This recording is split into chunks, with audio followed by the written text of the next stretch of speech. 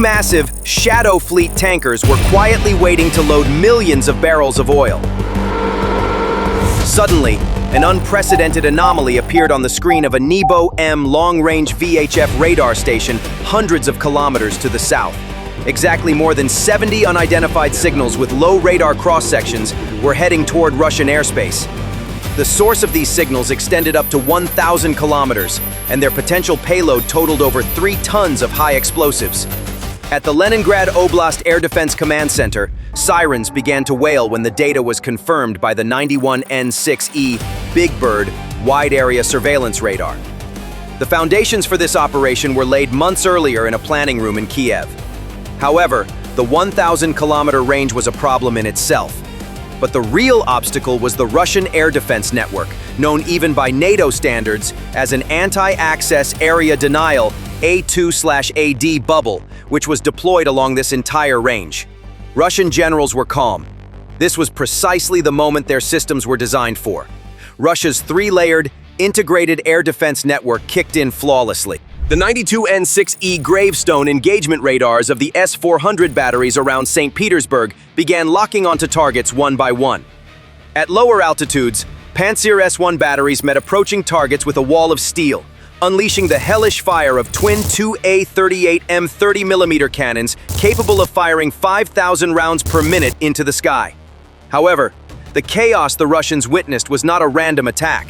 It was a massive, geographically precise deception plan.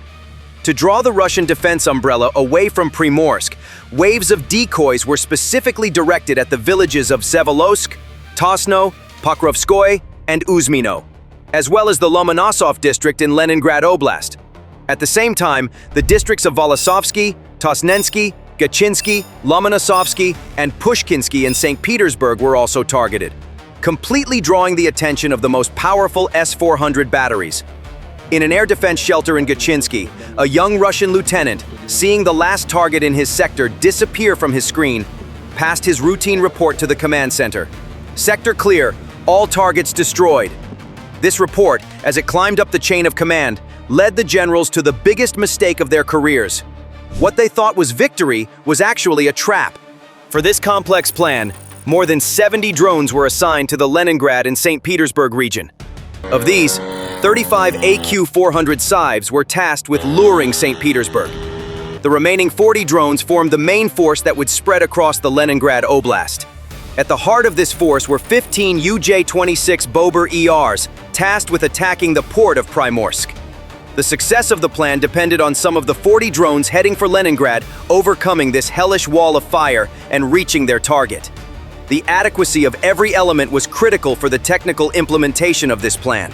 The UJ-26 Bober ER drones that made up the assassination squad were specially selected for this mission. The range of standard Bober drones was insufficient for this mission. The ER, extended range versions, however, were the only kamikaze platforms in the Ukrainian inventory capable of completing a 1,000-kilometer one-way flight with a 40-kilogram warhead, thanks to additional fuel tanks and optimized engine software.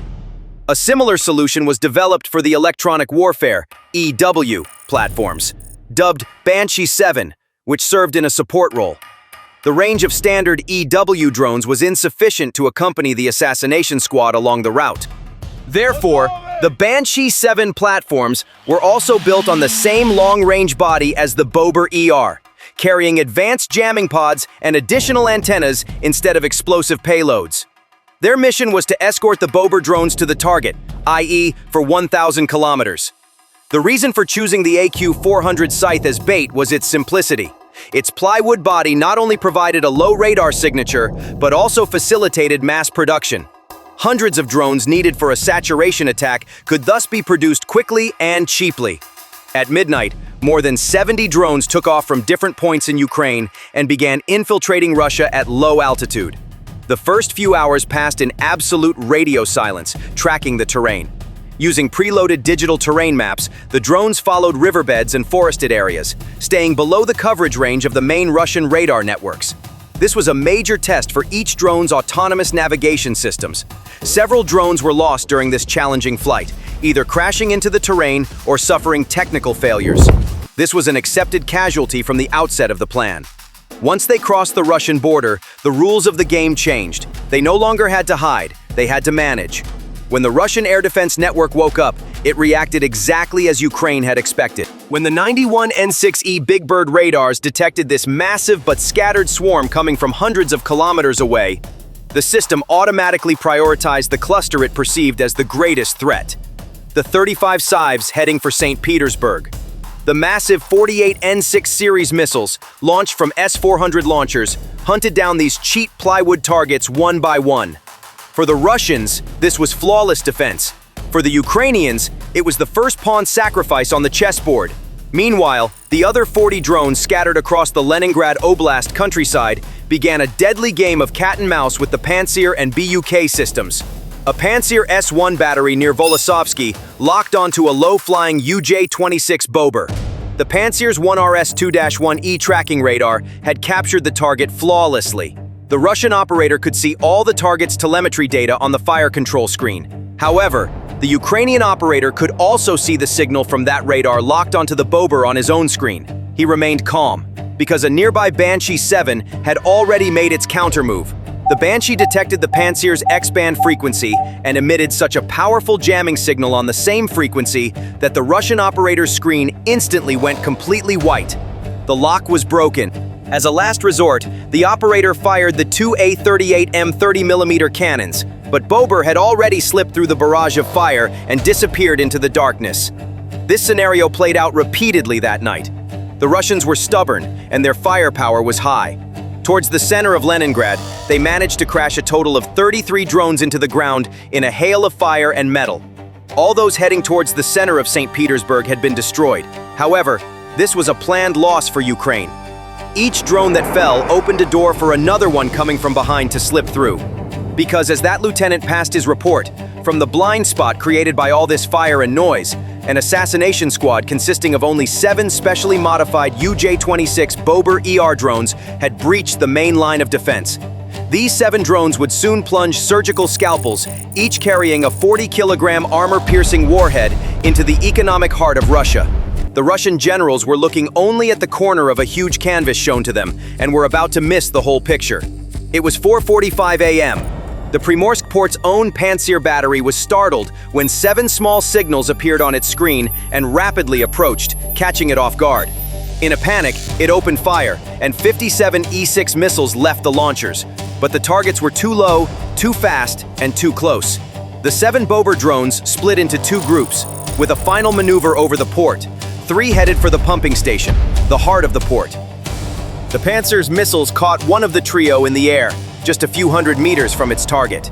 But that was the Russians' last consolation that night. The remaining 2 Bober drones dove to complete their mission. The first drone, carrying a TBG-7V thermobaric warhead, struck the station's main control building. The explosion consumed all the oxygen in the enclosed space, creating a massive pressure wave that blew the building's walls outward. A few seconds later, the second drone dove into the main pipeline manifold. The explosion severed the port's lifelines. At the same time, the remaining 4 Bober drones locked onto 2 tankers waiting at the pier. The first 2 headed for the Kapitan Lobov. The first drone, carrying a KZ-6-shaped explosive, struck just below the ship's bridge, destroying all the electronic systems inside. The second drone struck one of the main cargo tanks filled with oil, starting a massive fire. The other 2 Bober drones targeted the Sergei Gorshkov. The strikes were nearly identical. One targeted the ship's engine room, the other the loading manifolds. 4 of the UAVs struck 2 Aframax-class tankers belonging to the Shadow Fleet, named Kusto and Kai-Yun. Kusto was a carrier vessel managed by Solstice Corp with a deadweight tonnage, DWT, of 115,000. Kai-Yun was another Aframax tanker, registered to Axaronix Limited and operating with a DWT of 110,000. Both were listed under suspicious flags in the international insurance market's maritime shipping registers. At the time of the attack, both tankers were at the loading line, and when the drones arrived, loading was about to be completed. That's when the fire started. The scale of the fire was not military but strategic, because the point of impact was not just storage tanks, but also the heart of the shipping stations. Just 42 seconds after the first explosion, the second one occurred, and Primorsk Port's number 2 pumping station collapsed. The third drone pierced the upper facade of the port's control center. With a short circuit, the entire port went into emergency shutdown mode. However, this shutdown command did not pass through the system because the core of the energy control system had also been hit. The fourth and fifth drones targeted the loading arms at the stern of the tankers. A fire broke out on the Kusto, and fuel began leaking from the Kaiyun.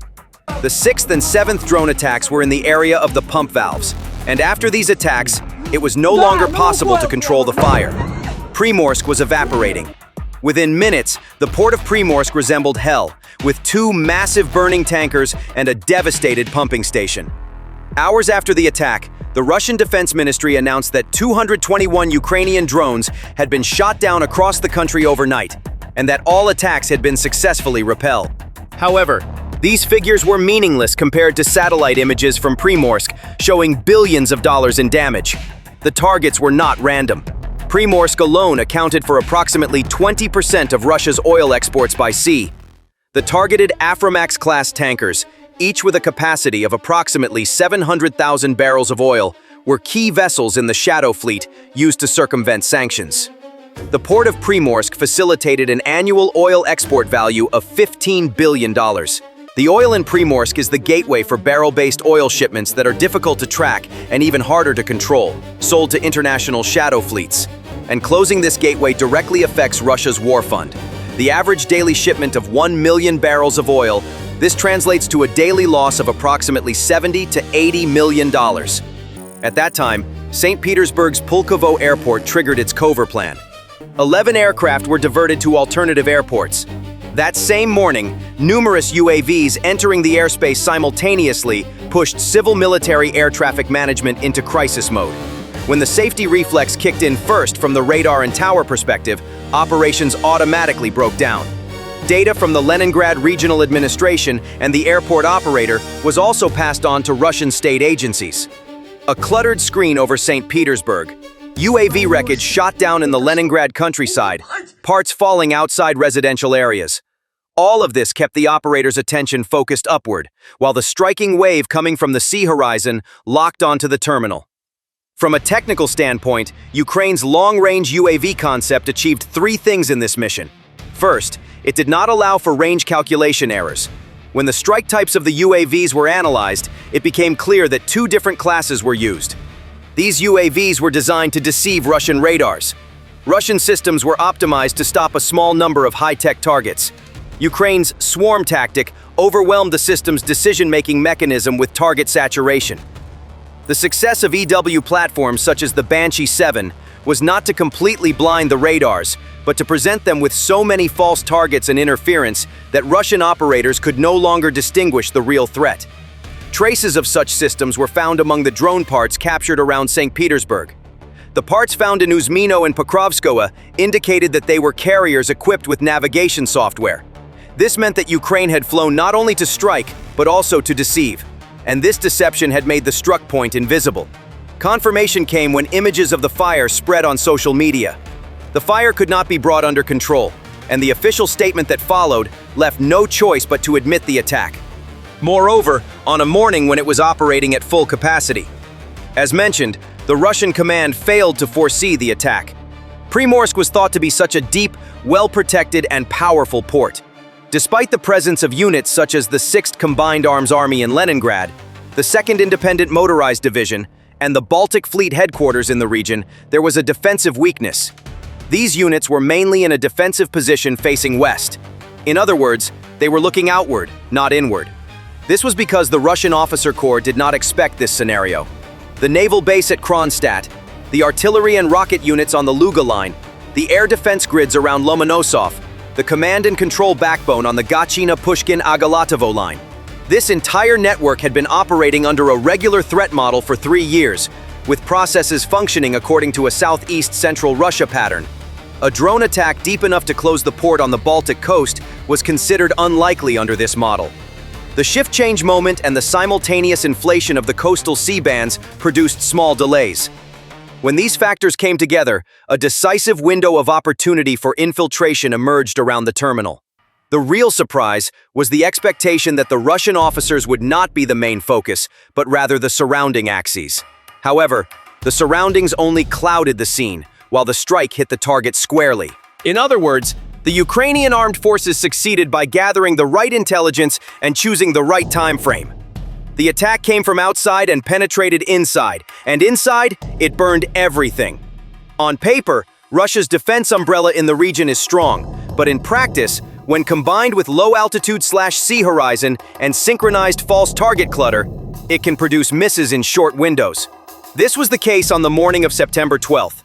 The radars were operational, the lines gave the expected responses, but the configuration was not enough to prevent low-profile drones from infiltrating the terminal. Flying low, skimming the sea horizon, entering the line of sight of fixed antennas only in the final moments to close the front intersection window. This geometry forces even upper-tier systems like the S-400 into a race against the clock. By the time your radar spots the target, it is almost upon you, and if the calculation is delayed, the fact that the Bober flew at low altitude meant that, due to the curvature of the Earth, even the most powerful 91N6E Big Bird radars could only detect them at the last stage, for a very short time. This short window was not enough for effective interception. The dozens of destruction reports in the aerial picture went no further than producing temporary closure decisions and district-by-district siren cycles in Pulkovo, in the skies over St. Petersburg. The result was not just a few hours of fire, but a suspension and shadow fleet, recorded for the first time, with simultaneous fires on 2 ships. This operation revealed a new reality of modern warfare. Wars were no longer won only by those with the most expensive weapons, but by those who used their weapons most intelligently and boldly. And that night, Ukraine showed the world how to bring a superpower to its knees with a gambit 1,000 kilometers long. Thank you for watching.